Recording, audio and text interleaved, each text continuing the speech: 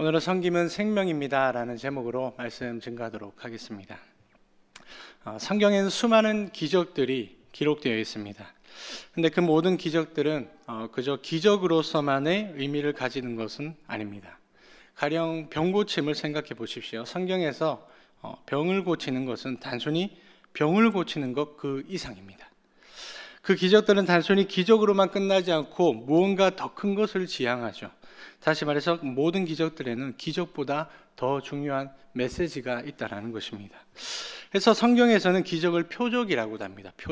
표적이 무엇입니까? 일종의 사인이죠. 표지판과 같은 것입니다. 좀 더 쉽게 말하자면 화살표라고 보시면 돼요. 화살표.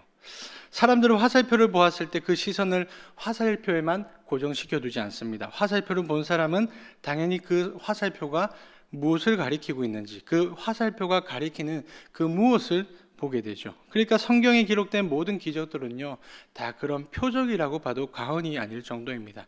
모든 기적들에는 더 중요한 메시지가 있습니다. 따라서 우리가 성경을 볼 때, 특별히 성경에 기록된 모든 기적들을 해석할 때 유의해야 될 점이 무엇일까요? 중요한 것은 기적이 아니라 그 기적이 가리키는 것입니다. 기적의 원인과 의미와 목적, 그 기적 속에 감추어진 하나님의 메시지, 각각의 기적들을 통해서 하나님이 우리에게 무엇을 말씀하고자 하시는지를 주목해야 되는 것이죠. 그래서 여러분, 우리는 성경에 기록된 기적에만 도취되어서 우리에게도 그와 똑같은 기적들이 재현되기만을 기대해서는 안 됩니다. 그러한 태도는요, 우리의 신앙생활을 자칫 위험하게 만들 수 있습니다. 대표적인 예로 기복주의나 신비주의가 바로 그러한 태도에서 생겨나는 것입니다. 따라서 우리는 그 기적 너머의 것을 바라보아야 됩니다. 단순히 기적을 바라보는 것으로 그치는 것이 아니라 그 기적이라는 그 표지판, 그 화살표가 궁극적으로 가리키는 하나님의 메시지에 주목해야 됩니다. 그래서 여러분, 오늘 본문도 바로 그런 맥락에서 해석되고 깨달아져야 됩니다. 오늘 말씀에는 다비다 또는 도르가라는 한 여인이 등장하고 있죠. 그녀는 엄청난 기적의 사건을 경험하고 있습니다. 어떤 기적입니까? 사람이 이 땅에서는 물리적으로 경험할 수 있는 가장 큰 기적, 정말 경험할 수 있다면 가장 큰 기적이죠. 바로 죽었던 육체가 다시 살아나게 되는 그 육체의 소생, 육체의 부활을 경험하게 되었습니다. 아마 대부분의 사람들은 이 기사를 접할 때 크게 두 가지 반응을 보일 것입니다. 첫 번째로는 아주 절대적인 불신이죠. 아니, 죽었던 사람이 다시 살아났다고? 내가 병고침이나 축기 같은 기적들은 받아들일 수 있겠는데 죽은 사람이 다시 살아났다는 것은 도저히 믿을 수가 없겠는걸? 하지만 많은 신자들은, 하나님의 말씀을 진실로 믿는 그 신자들은요, 이 기사에 이렇게 반응할 것입니다. 와, 죽었던 사람도 다시 살아날 수 있다니, 나도 그런 기적을 한 번쯤은 경험해보고 싶다, 이런 생각이 들 것입니다. 대부분의 신자들은 이 놀라운 기사에 흥분하지 않을 수 없는 것이죠.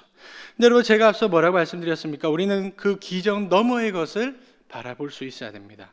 그렇다면 엄청난 이 육체의 부활의 이 기적, 이 사건에 감추어진 메시지는 무엇일까요? 하나님은 이 기적을 통해서 우리에게 과연 무엇을 말씀하고 계시는 것일까요? 우리가 그 메시지를 정확하게 그리고 깊이 이해하기 위해서는요, 오늘 본문과 짝이 되는 본문이 있는데 바로 앞에 기록되어 있는 사도행전 9장 32절에서 35절 말씀을 먼저 이해해야 됩니다. 당시 초대교회 수장이었던 베드로는요, 유대지역 곳곳에서 복음을 전하고 있었습니다. 그리고 많은 교회들을 순회하면서 초대교회 성도들에게 진리의 말씀들을 가르쳐주고 있었습니다. 그러다 하루는 예루살렘에 위치한 루다라는 동네로 가게 되었는데 거기서 베드로는 애니야라는 사람을 만나게 되었습니다. 여러분, 애니야는 어떤 사람이었을까요? 사도행전 9장 33절에서 이렇게 증언합니다. 그는 중풍병으로 침상 위에 누운 지 8해라. 그때 애니야의 상태는요, 매우 심각했습니다. 무려 8년 동안이나 병상에 누워 있었는데 마치 식물인간처럼 아무것도 할 수 없을 만큼 매우 심각한 중풍병을 앓고 있었습니다. 이 사실을 알게 된 베드로는 그를 향해서 이렇게 선포하죠. 애니야야, 예수 그리스도께서 너를 낫게 하시니 일어나 내 자리를 정돈하라. 성령께서 베드로의 마음을 아주 강하게 주장하셨습니다. 그러자 베드로의 입술에서 예수 그리스도의 그 이름이 선포되었습니다. 그리고 그 이름으로 애니야에게 베드로가 치유를 선포했습니다. 예수 그리스도께서 너를 낫게 하신다. 그렇자 놀랍게도 애니야가 일어나게 되었죠. 무려 8년 동안 병상에만 누워 있었던 그 중풍병자를 예수님께서 단번에 일으켜 세우셨던 것입니다. 그야말로 기적 중에 기적이 일어나게 되었던 것이죠. 네, 여러분, 그때 그 기적의 사건이 어떻게 종결되고 있는지 보십시오. 사도행전 9장 35절입니다. 룻다와 사론에 사는 사람들이 다 그를 보고 주께로 돌아오니라. 사실 누가는 애니야가 즉시로 일어났다라는 말로 그 기적에 대한 진술을 끝낼 수도 있었습니다. 다시 말해서 단순히 애니야에게 일어난 그 기적에 대해서만 증언하고 오늘 우리가 살펴보는 이 본문으로 넘어올 수 있었다는 거죠. 근데 누가는 굳이 이 말씀을 덧붙이고 있습니다. 왜냐하면 누가는 그 기적보다 그 기적을 통해서 주시는 하나님의 더 중요한 메시지를 증언해야 했기 때문이죠.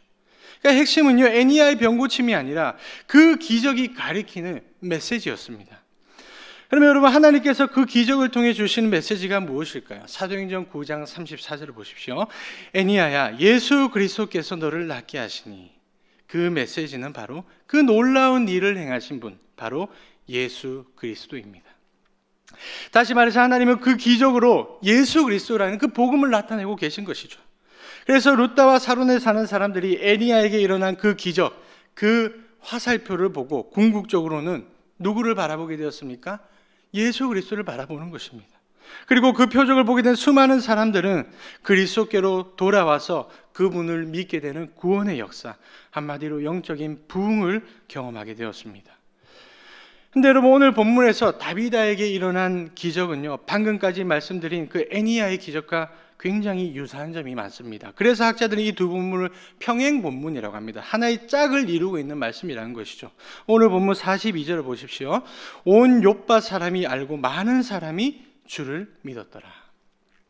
애니야를 일으켜 세웠던 베드로가요, 이번에는 다비다를 일으켜 세웠습니다. 그리고 애니야가 일어서게 되자 그 지역의 수많은 사람들이 그 기적을 보고 예수님을 믿었습니다. 그런데 다비다가 일어나게 되었을 때도 똑같은 결과가 나타났습니다. 욥바 지역의 수많은 사람들이 그 기적을 보고 예수님을 믿게 되었습니다. 근데 여러분, 이 두 가지 유사한 기적들을 자세히 비교해 보시면 중요한 차이점들을 또한 발견할 수 있습니다. 베드로가 애니야를 일으켜 세울 때 예수 그리스도께서 너를 낫게 하신다라고 선포하면서 바로 그 예수라는 이름을 거론했습니다. 근데 다비다를 일으켜 세울 때는요, 다비다야 일어나라고 선포했을 뿐 예수라는 이름을 거론하진 않습니다. 그리고 누가는 애니야를 소개할 때 그가 8년 된 중풍병자였다는 사실 말고는요, 그에 대해서 딱히 자세한 정보를 제공해 주지 않습니다. 그런데 다비다에 대해서는요, 굉장히 자세하게 소개하고 있습니다. 그녀가 어떤 이름들을 가졌고 그녀의 정체는 무엇이었으며 평소에 어떠한 삶을 살았었고 그녀의 업적들이 무엇이고 그리고 그가 죽어 있을 때 있었던 그때 당시의 일화들, 짧은 본문이지만 누가는 그녀에 대한 꽤 많은 정보들을 말해주고 있다는 것이죠. 그러니까 여러분, 쉽게 말하자면요, 하나님은 애니야에게 일어난 그 기적을 통해서 예수 그리스도를 바라보게 하십니다. 즉 기적의 화살표가 예수님을 가리키고 있었던 것이죠. 하지만 다비다에게 일어난 그 기적을 통해서는요, 예수님이 아니라 그 기적의 당사자였던 다비다를 보게 하시는 겁니다. 그 기적의 화살표가 당장 예수가 아니라 다비다를 가리키고 있었던 것이죠. 그렇다면 하나님은 오늘 본문에서 왜 예수가 아닌 그 다비다를 주목하게 하실까요? 정답부터 말씀드리자면 바로 그 다비다에게 예수 그리스도의 형상이 나타나고 있었기 때문입니다. 여러분, 오늘 본문 36절을 보십시오. 욥바에 다비다라는 여제자가 있으니 그 이름을 번역하면 도르가라. 선행과 구제하는 일이 심히 많더니. 이 말씀은 다비다가 구체적으로 어떤 사람이었는지를 잘 소개해 주는 말씀입니다. 먼저 그녀는 욥바에 살고 있던 사람이었죠. 당시 욥바는 어떤 지역이었을까요? 일단 욥바라는 그 지명은요, 아름다움이라는 뜻을 가지고 있습니다. 그리고 그곳은 지중해 연안에 위치한 부유한 항구 도시였습니다. 욥바는 그 당시 제1의 항구 도시라고 불릴 정도로 아주 요충지 중요한 곳이었습니다. 그렇다 보니 그곳은 경제적인 활성화를 이루게 되었고 아주 부유한 도시로 성장하게 되었던 것이죠. 그러니까 여러분, 한번 상상해 보십시오. 욥바는 매우 아름다운 해변을 끼고 있었고 그런데다 입지도 좋고 부유하기까지 했습니다. 그러고 보니 우리 머릿속에 딱 떠오르는 비슷한 동네가 있지 않습니까? 바로 우리가 살고 있는 이 해운대, 요바는 바로 그런 좋은 동네였습니다. 여러분, 다비다는 그 소위 좋은 동네에서 살고 있었습니다. 그런데 그녀는 그런 곳에서 어떠한 삶을 살아가고 있었을까요? 선행과 구제하는 일이 심히 많더니. 다비다는 나름 상류 사회에서 살아가고 있었지만 그 세속성에 물들거나 세상의 그 높고 화려함을 쫓아가지 않았습니다. 그녀는 오히려 낮은 곳으로 내려가서 소외되고 가난한 사람들을 돌아보고 섬겼습니다. 그것도 선행과 구제하는 일이 심히 많았다라고 증언될 정도로 그녀는 섬김의 일에 매우 헌신적인 삶을 살아가고 있었습니다. 야고보서 1장 27절에 이런 말씀이 있죠. 하나님 아버지 앞에서 정결하고 더러움이 없는 경건은 곧 고아와 과부를 그 환난 중에 돌아보고 또 자기를 지켜 세속에 물들지 아니하는 이것이니라. 다비다는 바로 그러한 섬김으로 참된 경건의 삶을 몸소 실천하고 있던 믿음의 사람이었습니다. 근데 여러분, 어느 날 그런 귀감이 되는 그 여인이요, 병들어 죽게 되었죠. 그러자 그와 함께 지내던 여인들이 그녀의 시체를 다락에다 눕혀놓았습니다. 유대 사회의 장례관습에 따르면은 이 시체를 씻은 다음에는 반드시 향품을 발라주어야 됩니다. 그리고 절차에 따라서 장례를 치러야 되죠. 근데 사람들은 그녀의 시체를 씻고 나서 다락에다 눕혀놓았습니다. 장례를 치러주지 않았던 것입니다. 왜 그랬을까요?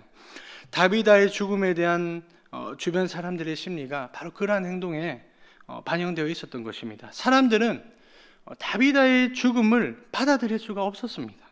물론 그녀가 신자로서 영원히 하나님 곁으로 가는 것은 굉장히 복되고 영광스러운 일입니다.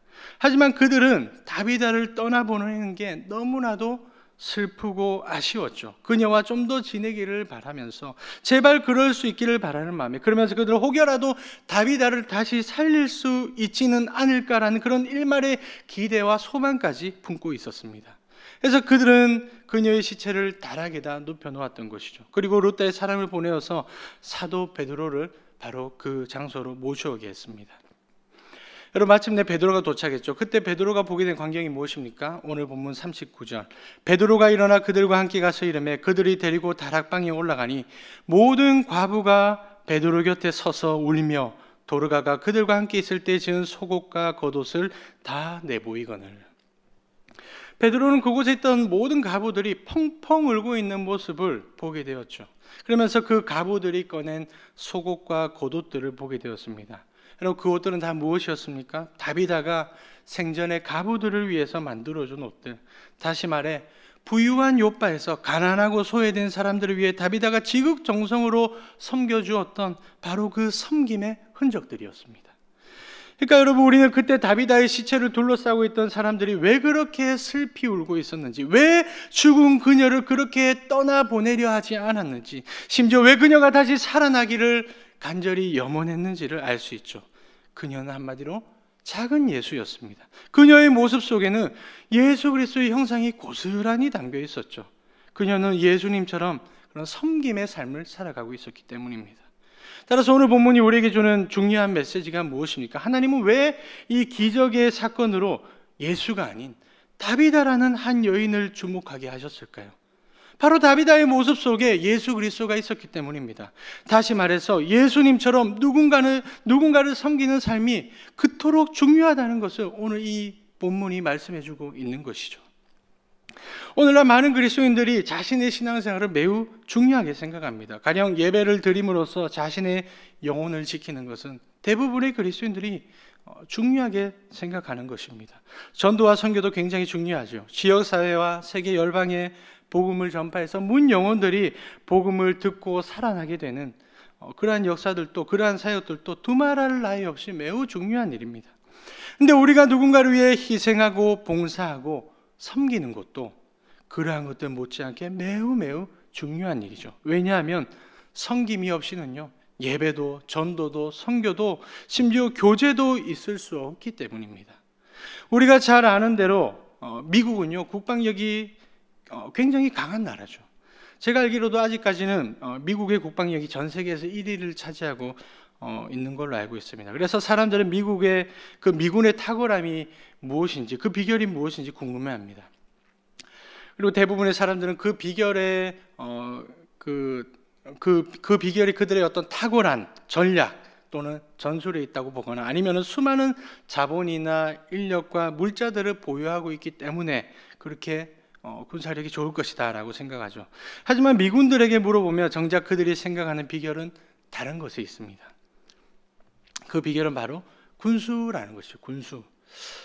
여러분, 미군은 군수 분야가 아주 탁월합니다. 작전과 인사보다 군수 분야를 더 중요시 여깁니다. 왜냐하면은 군수가 어떤 분야인지 생각해 보십시오. 부대와 군인들에게 모든 물자와 장비들을, 식량들을, 그리고 행정들까지 모든 필요한 것들을 지원해 주는 것이 군수거든요.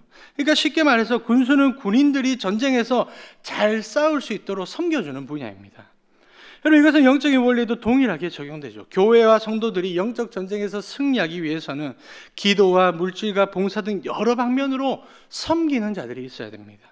예배를 드릴 때도, 전도와 선교를 할 때도, 교육과 양육을 할 때도, 이외에도 하나님 나라의 모든 선한 일들을 진행해 나감에 있어서 누군가의 섬김이 있어야지만, 바로 그 섬김이 있어야지만 그 일들이 온전하게 성취될 수 있다는 것입니다.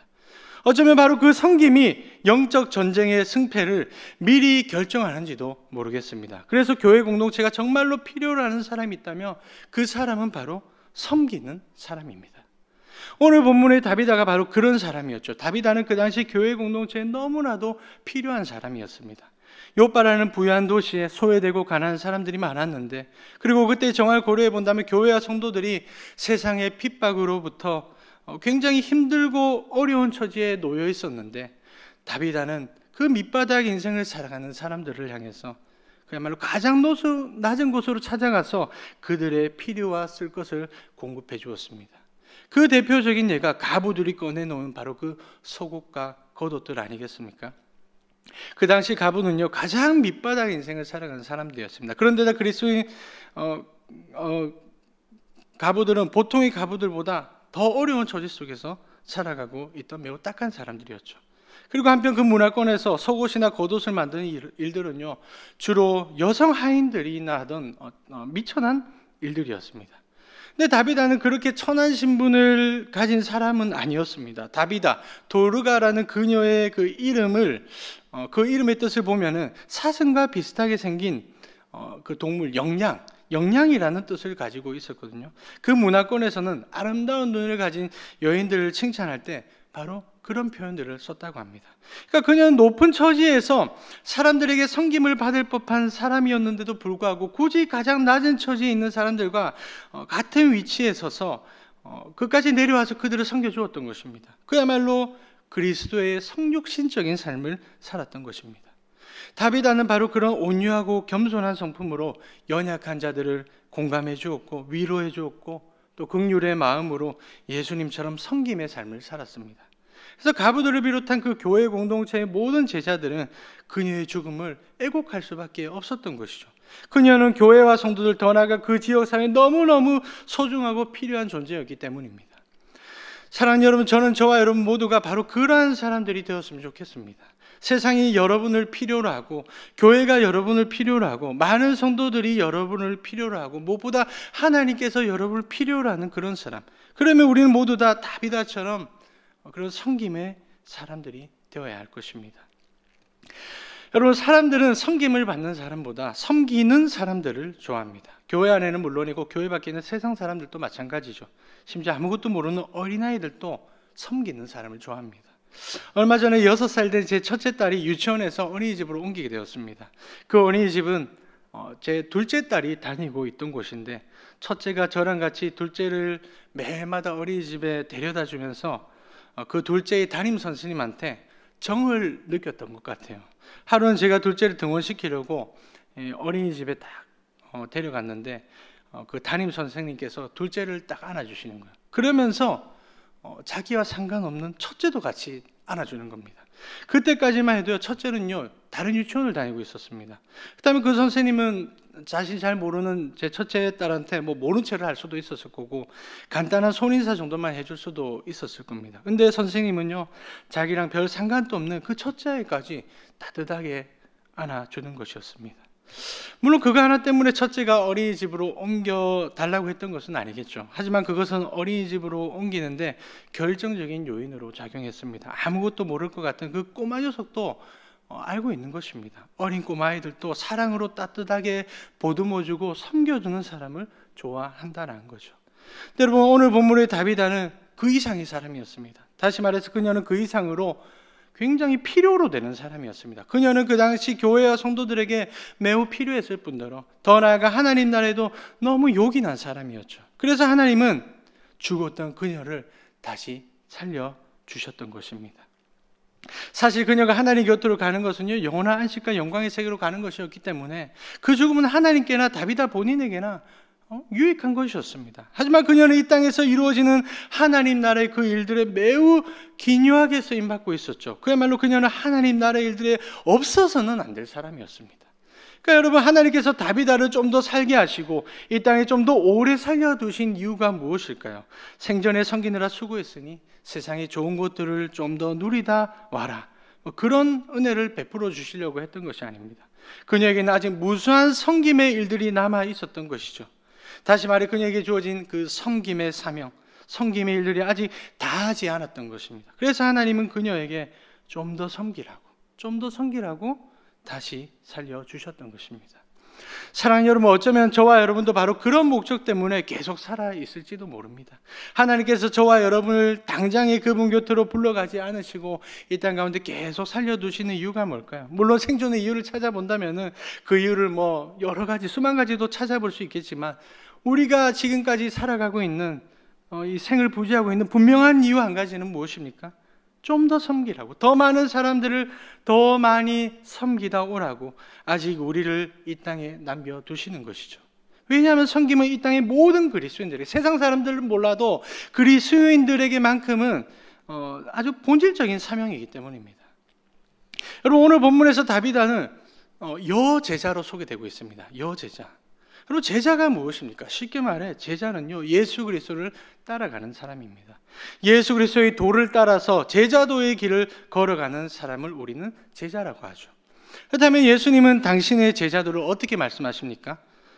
인자가 온 것은 섬김을 받으려 함이 아니라 도리어 섬기려 하고 자기 목숨을 많은 사람의 대속물로 주려 함이니라. 세상의 제자도는요, 돈, 명예, 권력 등으로 사람들에게 섬김을 받는 것입니다. 하지만 예수님의 제자도는요, 돈, 명예, 권력뿐 아니라 심지어는 자기의 생명까지도 수단으로 삼아서 사람들을 섬겨주는 것입니다. 그래서 오늘 본문은 다비다를 여제자라고 하는 것이죠. 여러분, 성경 66권을 통틀어서 여제자라는 단어는요, 여기서 딱 한 번만 나오고 있습니다. 물론 초대교회 당시에는 예수님을 따르던 여제자들이 무수히 많았습니다. 근데 성경에서 어떤 한 여인을 가리켜서 여제자라고 지칭하는 사람은요, 오늘 본문에 이 다비다밖에 없습니다. 무슨 뜻일까요? 다비다가 어떤 정체의 사람이었는지를 분명하게 말해주는 것입니다. 다비다는 진짜 제자였어. 수많은 여제자들 중에서도 다비다는 진짜 제자다운 제자였어. 그녀는 섬김이라는 바로 그 제자도, 다시 말해서 섬김의 제자도라는 그 그리스도인의 본질적인 사명에 너무나도 충실한 사람이었습니다. 여러분, 그리스도께서 이 땅에 오신 목적 우리가 잘 알고 있지 않습니까? 섬기려고. 방금 읽었던 그 말씀의 답이 있잖아요. 인자가 온 것은 섬기려 하고 심지어 자기 목숨을 많은 사람의 대속물로 내어주려고. 예수님은 자기 목숨까지도 섬김의 도구로 사용하셨습니다. 죽기까지 사람들을 섬기시려고 이 땅에 내려오셨습니다. 그렇다면 예수 그리스도를 믿고 그리스도의 사람이 된 모든 그리스도인들은 본질적으로 어떤 삶을 추구해야 되겠습니까? 마땅히 우리도 예수님과 같이 섬김의 삶을 살아가야 됩니다. 그래서 여러분, 섬김은요, 어떤 특별한 은사가 아닙니다. 어떤 직분을 가지고 있거나 어떤 특정한 사람들에게만 주어지는 특별한 사명이 아닙니다. 그저 시간이 남아 돌아서 또는 체력이 남아 돌아서 물질이 남아 돌아서 그런 삶의 잉여가 있기 때문에 하는 것이 아닙니다. 섬김은요, 이 세상 모든 그리스도인들에게 주어진 아주 보편적인 사명입니다. 그래서 섬김은 그리스도의 본질적인 사명이라는 거죠. 본질적인 사명. 진짜 그리스도인이라면 어떠한 모습, 어떠한 방도로든 그런 섬김의 삶을 살아가게 된다는 것이죠. 여러분, 오늘 설교의 제목이 무엇입니까? 섬김은 생명입니다. 왜 섬김이 생명일까요? 오늘 본문의 시나리오가 어떻게 전개되는지 잘 생각해 보십시오. 다비다는 선행과 고지한 일이 심히 많을 정도로 섬김에 아주 충실한 삶을 살았습니다. 그런데 그녀는 병들어 죽게 되었습니다. 그리고 기적적으로 다시 살아나게 되었습니다. 예수님이 달리다굼이라고 말씀하셨던 것처럼 베드로는 다비다굼하고 그녀를 일으켜 세우셨죠. 그 말인즉슨 베드로가 그녀를 살린 것이 아니라 예수님께서, 바로 그 현장에 예수님께서 그 베드로를 통해 그녀를 살려주셨다는 뜻입니다. 그런데 여러분, 죽었던 육체가 소생케 되는 그 생명의 역사가 일어나게 되자 그 다음에 어떤 일들이 일어나게 되었는지 한번 보십시오. 오늘 본문 42절입니다. 온 요파 사람이 알고 많은 사람이 주를 믿었더라. 다비다가 다시 살아나게 된 그 기적의 사건은요, 일종의 표적이 되었던 것입니다. 많은 사람들이 그 기적을 통해서 예수 그리스도의 복음을 듣게 되었습니다. 그 결과 요파의 영적인 부흥이 일어나게 되었죠. 다비다의 그 육체적인 리바이벌이 그녀를 통해서 수많은 사람들이 예수 그리스도께로 돌아오게 되는 영적인 리바이벌로 나타나게 되었던 것입니다.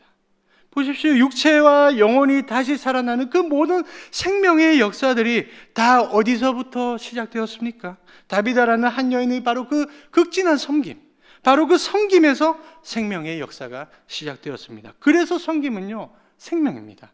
섬김은 육체를 회복하게 하고 영혼을 살아나게 하는 엄청난 생명력입니다. 사랑하는 성도님들, 저와 여러분 모두 다 바로 그런 사람, 바로 그런 그리스도인, 바로 그런 제자들이 될 수 있기를 축복합니다. 그리고 더 나아가서 우리 해운대 제일교회가 바로 그런 교회가 될 수 있기를 바랍니다. 우리도 다비다처럼 무사람들을 섬기며 살아갈 때 저와 여러분들을 통해서, 그리고 우리 해운대 제일교회를 통해서 많은 영혼들이 돌아오고 주께로 돌아오고 살아나게 될 것입니다. 물론 죽었던 육체가 살아나는 그런 기적이 똑같이 재현되지 않을 수도 있습니다. 하지만 하나님께서 우리의 섬김을 통해 수많은 이들의 육체를 회복시키실 것이고요, 더 나아가서 수많은 영혼들을 주께로 돌아오게 하셔서 많은 영혼들이 다시 살아나고 영생을 얻게 되는 놀라운 그 생명의 역사를 나타내실 것입니다. 그 일은 지금도 계속되고 있고요, 앞으로도 우리 해운대 제일교회를 통해서, 저와 여러분들을 통해서 계속 일어나게 될 것입니다. 오늘 이 예배를 드리는 저와 여러분 모두 다 바로 그 섬김의 사명, 그 섬김으로 생명의 사역에 동참하고 생명의 역사를 맛보게 되는 그런 복된 인생들이 되실 수 있기를 축복합니다.